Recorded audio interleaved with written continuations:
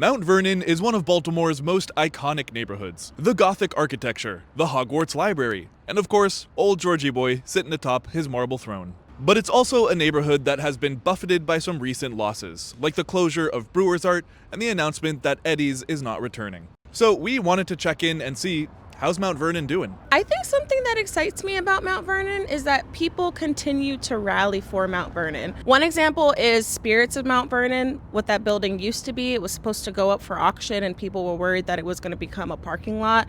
So in partnership with Jubilee Baltimore, they basically put money together, bought the building, and someone opened a fine wine shop. There's apartments in the back, and now it's somewhere where a lot of neighbors go and just congregate. To help me out with this article, it was Jack, definitely assisted so much. We ended up writing, a pretty in-depth article because we realized how complex this neighborhood, like many neighborhoods, are. There's a guy taking a photo of a sculpture right now. My name is Earl Cook, and I just recently moved from Oklahoma City. I was born and raised in Prince George's County. Coming back to Maryland, I just wanted to have some of the real core, the heart of Maryland, and this is it right here. I think Mount Vernon, we are a really economically, racially, sexually diverse, sexual identity diverse place. Like I said, the girls come out here and we have a blast. We just start talking to strangers. It's a good place to make friends if you don't have any. Do you know what they just closed a few months ago? The Mount Vernon Marketplace. I will never forgive them for shutting that place down. I am so upset. I will never forgive them for it. It definitely sounds like there's still a COVID hangover. Less foot traffic, fewer businesses, a lot of beloved businesses that have closed over the years. At the same time, new businesses have opened up.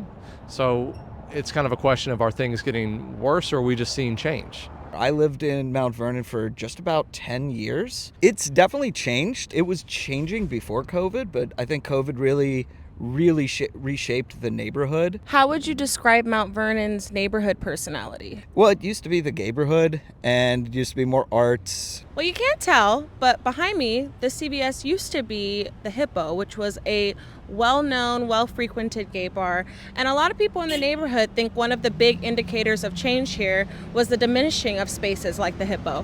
I think universally there's been a shrinking of and closing of queer spaces. You live in Station North. You've been in Baltimore for about 3 months, haven't moved here from New York.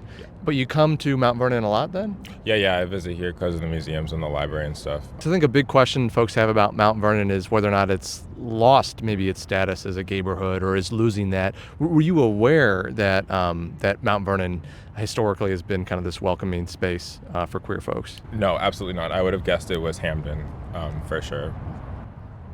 Wow, it's really interesting. It does seem like younger people will come here either in college or after college, and then if they can't afford to buy anything here, then they move to other neighborhoods.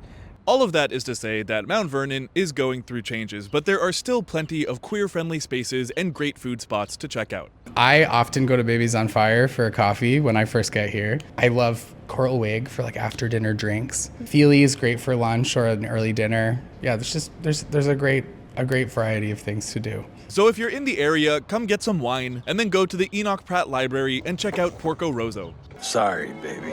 Gotta fly. You jerk! Or go to open mic poetry nights at Topside. I don't have footage of it, but it's up there. And this spring, I better see you here for Flower Mart. There are plenty of things about Mount Vernon that I didn't get to talk about, but if you want to read an in-depth article by my colleagues about this neighborhood, you can click the link in our bio.